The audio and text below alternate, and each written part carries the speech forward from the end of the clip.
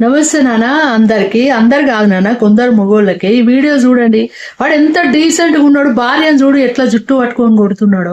వాడు బజార్లోనే అట్లా కొట్టిండటే, ఇక ఇంట్లో ఇంకెంత కొడుతుండొచ్చు.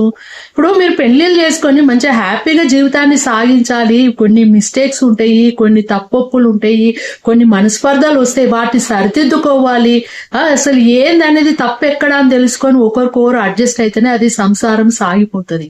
అంతేగాని మీరు ఇట్లా భార్యలను హింస పెట్టిర్రు అనుకో, వాళ్ళు బీపీ రేజ్ అయ్యి వాళ్ళు రివర్స్ అయినరు అనుకో, వాళ్ళ ఆవేశంలో మిమ్మల్ని చంపినా చంపుతారు, లేదా మిమ్మల్ని కొట్టి హాస్పిటల్ అడ్మిట్ అయినా చేస్తారు.